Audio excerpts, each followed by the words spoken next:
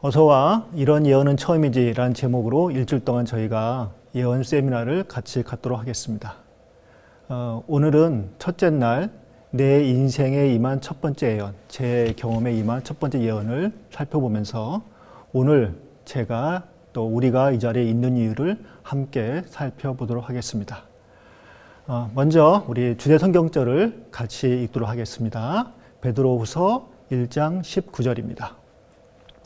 또 우리에게는 더 확실한 예언이 있어 어두운 데를 비추는 등불과 같으니 날이 새어 샛별이 너희 마음에 떠오르기까지 너희가 이것을 주의하는 것이 옳으니라. 예언을 알면 내가 어디서 왔고 어디에 있고 어디로 갈지를 알 수 있습니다. 안녕하십니까. 우리 이번 기간 동안 함께 나누게 될 임승우라고 합니다.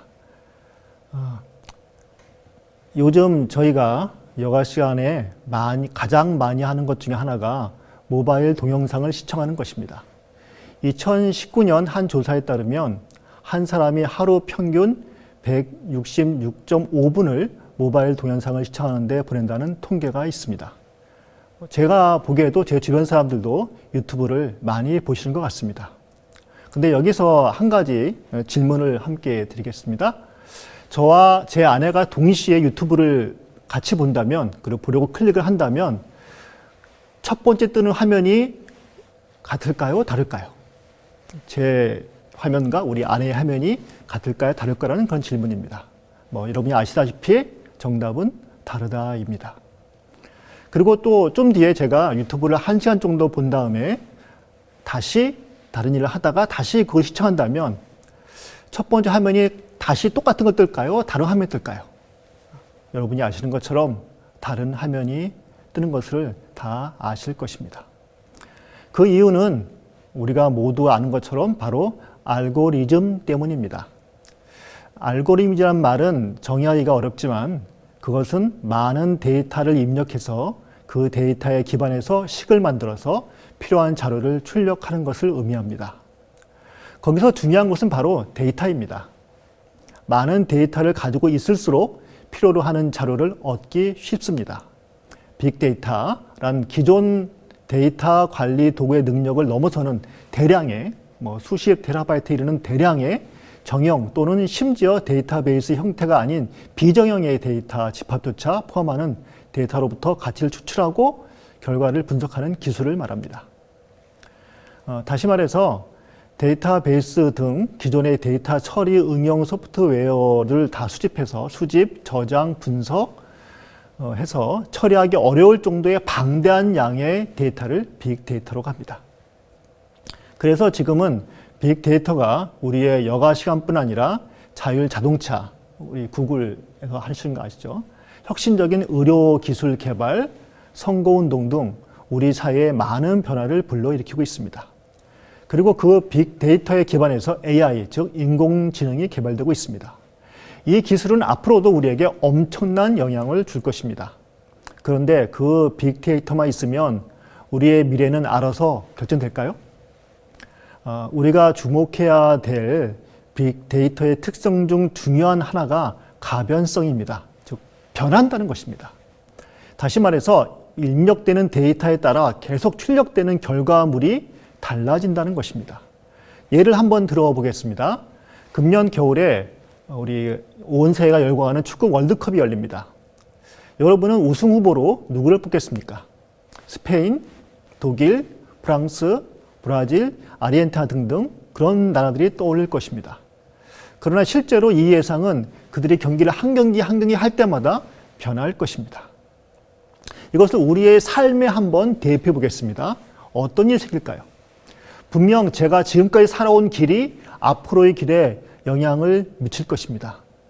그런데 그것보다 더 중요한 것이 있습니다.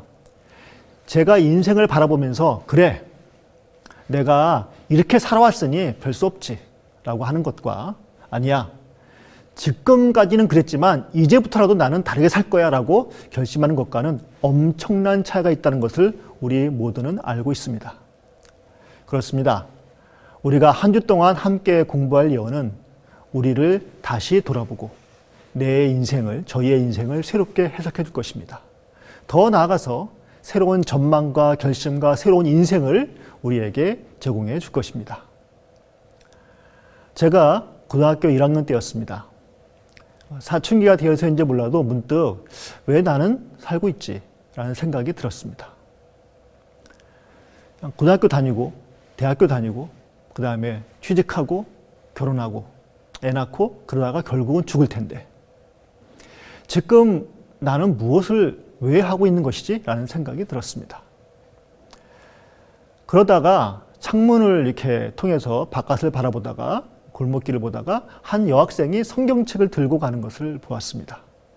그 순간 갑자기 왜인지는 모르겠는데 하나님이 정말 계실까라는 의문이 들었습니다. 초등학교 때 하나님이 있다고 생각하냐고 물었던 과외 선생님의 말씀이 생각이 났고요.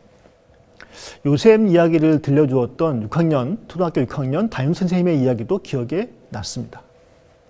그리고 집 다락방 한 구석에 있던 마태복음, 그 쪽복음이라고 있었죠. 그 단권된 그 성경책을 이렇게 담담히 읽었던 일도 마음에 떠올랐습니다.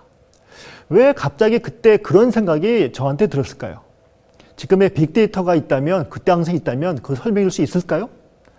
이세돌 9단을 이겼던 AI 알파고가 왜 그랬는지 제게 이유를 말해줄 수 있을까요? 왜 그런지 모르겠지만 그때 저는 저희 집 옥상에 올라가서 기도라는 것을 했습니다. 무릎을 꿇고 손을 모으고 눈을 감았습니다. 교회에 아시는 분들이 그렇게 하더라고요. 그리고 하나님, 당신이 정말 계십니까? 라고 마음속으로 물었습니다. 근데 갑자기 하나님이 계시다는 확신이 제 가슴에, 마음에 확 하고 몰려왔습니다. 정말 신기했습니다. 그래서 다음날 다시 기도를 했습니다. 하나님, 당신이 계시면 교회를 나갈까요? 교회를 다녀야 한다는 강한 확신이 또 제 자신에게 몰려왔습니다. 정말 신기했습니다. 그래서 그 다음날 다시 올라가서 다시 기도했습니다. 하나님, 그러면 어느 교회를 다닐까요? 라고 마음으로 주님께, 예수님께, 하나님께 여쭤봤습니다. 그런데 아무 말도 들리지 않았습니다. 마음에 어떤 울림도 없었습니다. 기분이 묘했습니다. 그럼 그렇지, 하나님이란 분이 있겠어라는 생각이 들었습니다. 그리고 기도하던 저희 집 옥상에서 내려와 방에 누웠습니다. 바로 그때 따르릉 따르릉, 그 당시 전화벨 소리였습니다. 전화벨이 울렸습니다. 제 중학교 시절 친구가 전화를 걸었던 것입니다. 고등학교를 서로 다른 데 진학을 해서 한동안 연락을 주고받지 않았던 그런 친구였습니다. 근데 거의 4개월 만에 그 친구가 전화를 해서는 대뜸 승우야, 제 이름입니다. 교회 가자라고 말했습니다. 그래서 다니게 된 교회가 바로 제7일 안식일 예수재림교 대방동 교회입니다. 어떻게 이런 일이 나한테 일어날 수 있지? 언제나 궁금했습니다. 지금의 빅데이터나 AI가 설명할 수 없는 일인데 어떻게 이런 일이 가능하지? 라는 생각을 오랫동안 하였습니다. 그러다가 한 성경절을 발견하게 되었습니다. 사도행전 2장 37절에서 39절에 있는 말씀입니다. 그들이 이 말을 듣고 마음에 찔려 베드로와 다른 사도들에게 물어 이르되 형제들아 우리가 어찌할꼬 하거늘 베드로가 이르되 너희가 회개하여 각각 예수 그리스도의 이름으로 침례를 받고 죄 사함을 받으라. 그리하면 성령의 선물을 받으리니 이 약속은 너희와 너희 자녀와 너희 먼데 사람 곧 주 우리 하나님의 얼마든지 부르시는 자들에게 하신 것이라 하고, 오순절날 성령이 임하며 사도들이 예수님에 대해 증언을 하자 듣는 사람들이 찔림을 받아서 우리가 어찌할꼬 말하고 있습니다. 그런데 베드로는 이 일이 그냥 된 일이 아니라고 말합니다. 이는 그 선지자 요엘을 통하여 말씀하신 것이니 일렀으되 하나님이 말씀하시기를 말세에 내가 내 영을 모든 육체에 부어주리니 너희의 자녀들은 예언할 것이요 너희의 젊은이들은 환상을 보고 너희의 늙은이들은 꿈을 꾸리라. 그때 내가 내 영을 내 남종과 여종들에게 부어주리니 그들이 예언할 것이요 누구든지 주의 이름을 부른 자는 구원을 받으리라 하였느니라. 지금 성령의 역사를 통해서 회개를 하고 구원을 받는 일은 구약 성경의 선지자 요엘이 한 예언의 성취라고 베드로는 말하고 있습니다. 그들이 그 자리에 있어서 베드로의 설교를 듣는 일이 우연이 아닌 예언의 성취라고 말하고 있는 것입니다. 그리고 다시 39절에서 이 약속은 너희와 너희 자녀와 모든 먼데 있는 곧 우리 하나님이 부르시는 사람들에게 하신 것이라고 말하고 있습니다. 다시 말해서 제가 마음의 찔림을 받아서 초라하신 누군가를 찾았던 그 일도 예언의 성취라고 말하고 있는 것입니다. 우연히 그냥 일어난 일이 아니라 예언을 따라 하나님이 우리 한 사람 한 사람을 부른 것에 대한 응답이라고 말하고 있습니다. 이 예언과 성취에 따라 제 인생을 비춰보자 제 자신의 삶에 대한 해석이 변해버렸습니다. 그전에는 나는 왜 태어났는지 저는 몰랐습니다. 내가 왜 지금 이 자리에 있는지 몰랐습니다. 앞으로 어디로 가는지, 죽음 뒤에는 무엇이 있는지도 몰랐습니다. 그런데 성경의 예언과 성취에 비추어 제 자신을 비추어 보자 제 인생에 의미가 부여되기 시작했습니다. 제가 존재하게 된 것은 우연이 아니었습니다. 지금 이 자리에 있는 것은 하나님이란 분이 역사하신 결과이었습니다. 앞으로 그분이 제 인생을 인도해 주실 것입니다. 이 말씀을 듣고 계신 분들도 이 시간 잠시 자기 자신을 돌아보시기 바랍니다. 정말 우리 마음에 초월적인 누군가가 있다고 생각해 보신 적이 한 번도 없으십니까? 이 자리에서 이 예언의 말씀을 듣고 있는 것이 우연이나 빅데이터로 설명할 수 있다고 생각하십니까? 집에 있는 AI 인공지능, 지니, 알이 이렇게 부르죠. 그에게 왜 지금 내가 이 예언에 대한 말씀을 듣고 있니라고 물어보면 속 시원하게 대답해 줄 수 있다고 생각하십니까? 제가 교회 학생반에 출석하며 오늘의 신앙이라는 성경통신학교 교재를 공부하기 시작했습니다. 교회 친구가 공부하라고 전해주었습니다. 지금은 말씀의 향기라는 제목으로 여러분도 볼 수 있으실 것입니다. 20가로 되어 있는 오늘의 신앙을 공부하면서 성경에 대해서 저는 조금씩 알아가게 되었습니다. 그러다가 마음속에 또다시 확신의 소리가 들려오기 시작했습니다. 이번에는 제가 목사가 되어야 한다는 그런 마음의 소리였습니다. 당시에 저는 교회에 나온 지도 얼마 되지 않았고 목사님이 무슨 일을 하는지도 잘 몰랐습니다. 겨우 알고 있는 것이라고는 목사님이 설교하시고 교인들을 방문하시고 돌봐주신다는 그런 정도였습니다. 그런데 저는 그 당시에 입이 둔해서 말을 더듬는 사람이었고요. 성격도 내성적이어서 가까운 또래 친구들 아니면 사람들을 만나는 곳차 어려워하였습니다. 그리고 당시에 신앙을 갖고 계시지 않은 부모님은 제가 공무원이 되시기를 바라셨기 때문에 부모님의 허락을 받는 것은 상상할 수도 없는 일이었습니다. 그런데도 자꾸 제 마음에 목사가 되어야 한다는 그런 확신이 점점 강해지는 것이었습니다. 저는 원하지 않았습니다. 가정에서도 반대할 것이 뻔했습니다. 또 제 성격에도 맞지 않았기 때문에 제가 목사가 된다는 것이 상상이 가지 않았습니다. 그런데도 자꾸 그런 확신이 제 마음을 괴롭혀서 어찌할 수가 없었습니다. 그래서 저는 하나님, 그러면 목사가 되려면 신학을 해야 되는데 그것은 제가 도저히 할 수 없겠고요. 대신에 심리학을 공부하면 어떻겠습니까? 라고 말했습니다. 그때는 제가 심리학자이면서도 정신분석학자인 프로이트나 칼융, 야스퍼스 같은 분들의 책을 좋아하는 시절이었습니다. 그리고 당시에는 제대로 이렇게 학문을 잘 몰라서 심리학이 신학까지는 아니어도 마음을 공부하는 거니까 적당히 하나님의 뜻에도 맞고 집의 반대도 어느 정도 해결되지 않을까 하는 생각을 하였습니다. 제 딴에는 나름대로 하나님의 부르심과 제 자신의 형편 사이에서 절충을 한 것이었습니다. 그렇게 마음의 고민을 안고 시간이 흘러 연말이 되었습니다. 당시 대방동교회 학생반에서 크리스마스를 맞이해서 철야 기도 시간을 가졌습니다. 모든 순서를 마치고 여러 학생들이 이렇게 난로가에 쭉 이렇게 둘러 앉았습니다. 이런 저런 얘기를 하다가 당시에 신학생이었던 우리 김옥압 학생 전도사님이 고등학생들한테 장래의 희망에 대해서 물어보기 시작했습니다.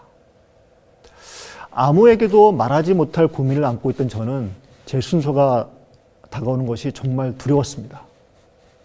지금도 다른 친구들이 무엇이라고 말했는지 잘 기억이 나지 않습니다. 그냥 저의 심장이 쿵쿵 뛰고 두근두근 했던 상황만 기억이 납니다.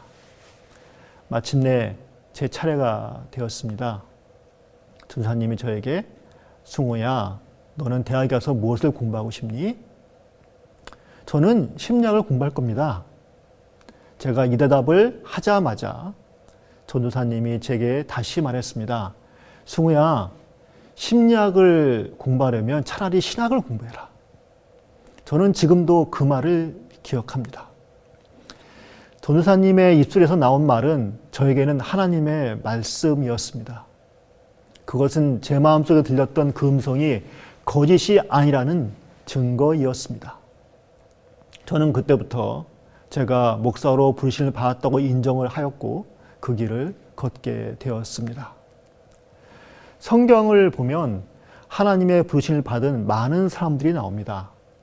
대표적인 사람들 중 하나가 아브라함입니다. 셈의 후손이었던 그는 하나님의 부르심을 받고 갈대아 우르라는 당시 고대 문명의 발생지에서 나와서 하나님이 정해주신 가나안으로 떠났습니다. 그런데 그것은 그 앞에 나오는 창세기 9장 26절, 27절에 셈의 하나님을 찬송하리로다. 가나안은 셈의 종이 되고 하나님이 야벳을 창대하게 하사 셈의 장막에 거하게 하시고 가나안은 그의 종이 되게 하시기를 원하노라. 가나안은 셈의 종이 되겠구라는 예언의 성취의 시작이었습니다. 부르심을 받은 아브라함은 어느 날 하나님을 꿈에서 뵙고 후손들에 대한 예언을 듣게 됩니다. 창세기 15장 13절입니다. 여호와께서 아브라함에게 이르시되 너는 반드시 알라. 내 자손이 이방에서 계기되어 그들을 섬기겠고 그들은 400년 동안 내 자손을 괴롭히리니 그들이 섬기는 나라를 내가 징벌할지며 그 후에 내 자손이 큰 재물을 이끌고 나오리라. 너는 장수하다가 편안히 조상에게로 돌아가 장사될 것이요 내 자손은 4대 만에 이 땅으로 돌아오리니. 이 예언은 정확히 400년 후에 아브라함의 후손인 이스라엘 백성이 애굽에서 나와 가나안을 정복함으로 성취되게 되었습니다. 이렇게 부르심은 우연이 아니라 예언과 연관을 가지고 있습니다. 다시 말하면 저희가 지금 이 자리에 함께 하고 있는 것은 우연이나 데이터로 설명할 수 없는 예언과 부르심에 있다는 것입니다. 지금 이런 예언과 부르심에 연결되어 지금도 지구상에는 수십억 명의 사람들이 하나님의 이름을 부르고 있습니다. 여기서 저는 아브라함의 증손자였던 여러분이 잘 알고 있는 요셉 이야기를 안 할 수가 없습니다. 요즘 보니까 이렇게 꿈꾸는 요셉이라는 그런 상당히 유명한 브랜드도 있습니다. 요셉은 어릴 때부터 꿈장이었습니다. 어린 시절 2번의 꿈에서 자기의 부모와 형들이 자기에게 전하는 꿈을 꾸었습니다. 그는 그 꿈을 들은 그 형들의 시기와 질투 때문에 애굽으로 가는 상인들에게 팔리게 되었습니다.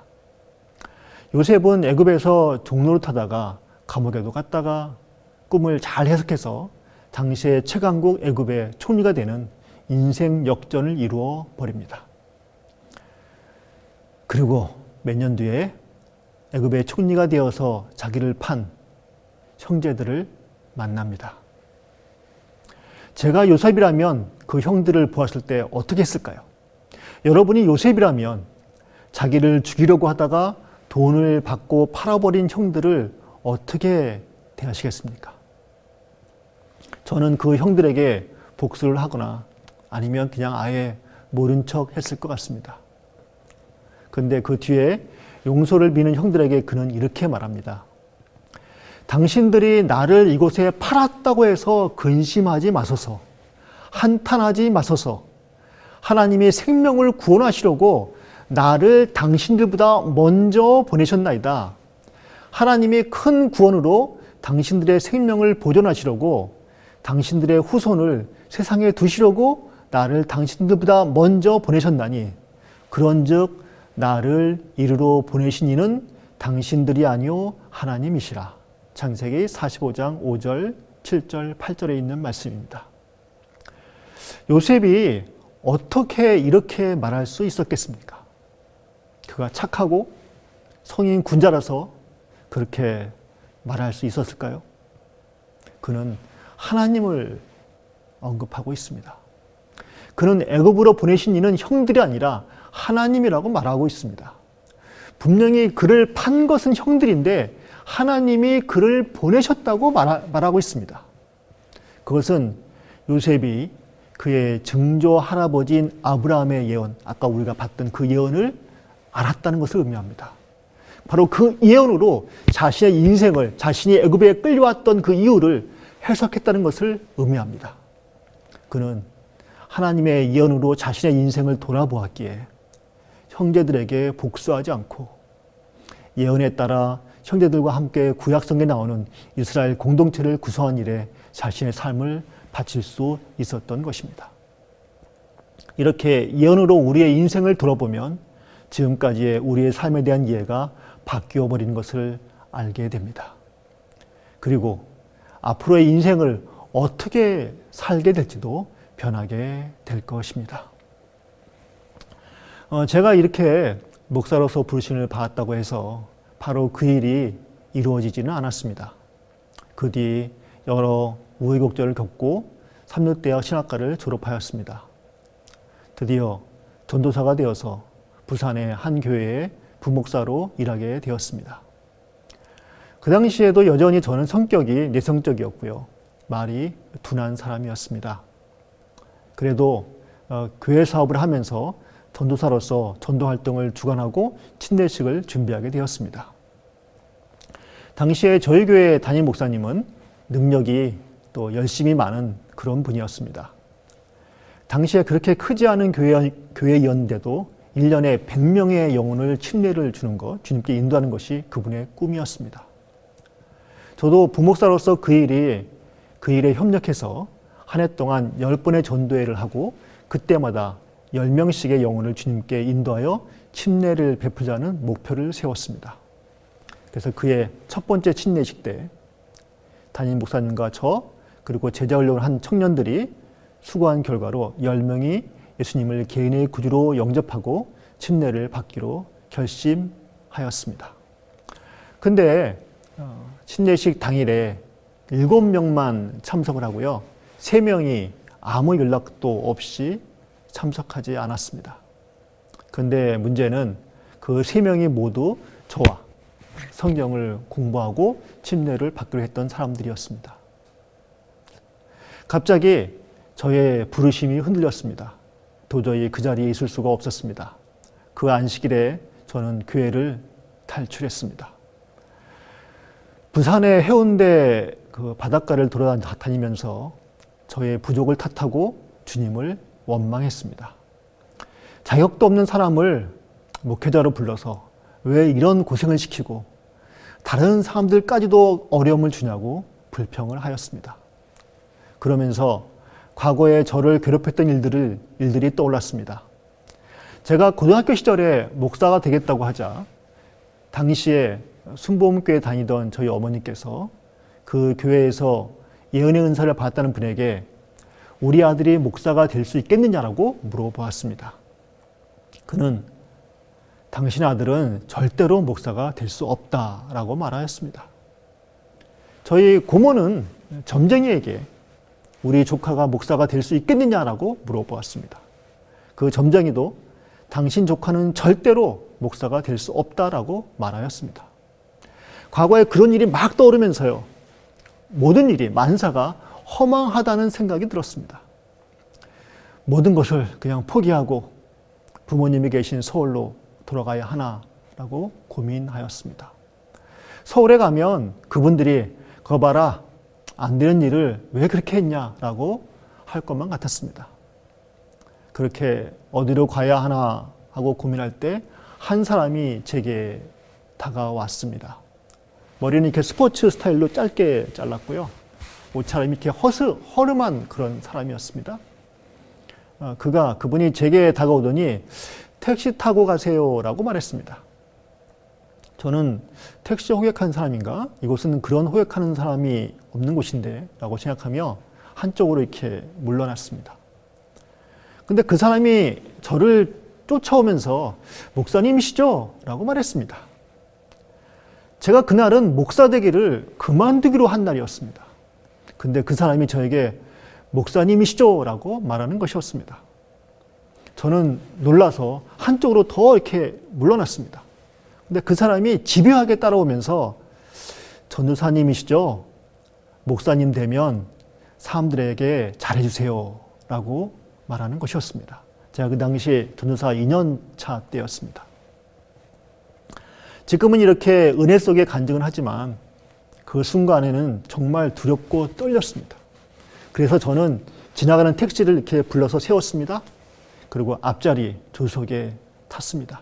근데 그 사람이 쫓아오면서 제 앞자리 택시 문을 열고 10,000원짜리 한 장을 제게 던져 주었습니다.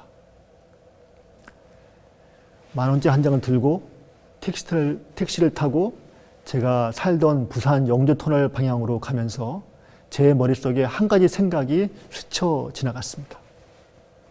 제게 말을 걸던 그 사람은 손에 붕대를 하고 있었습니다. 그런데 바로 그 주 저녁 예배 때 제가 예수님의 십자가에 못 박힌 손에 대한 말씀을 전했습니다.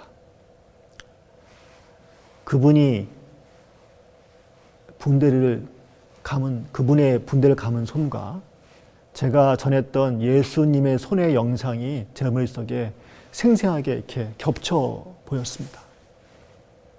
저는 지금도 그분이 예수님이라고 믿습니다. 불쌍한 한 영혼, 이 사람을 위해서 오셨다고 믿고 있습니다. 성경을 보면 흔들리는 영혼을 위해서 주님께서 직접 오신 많은 이야기들이 있습니다.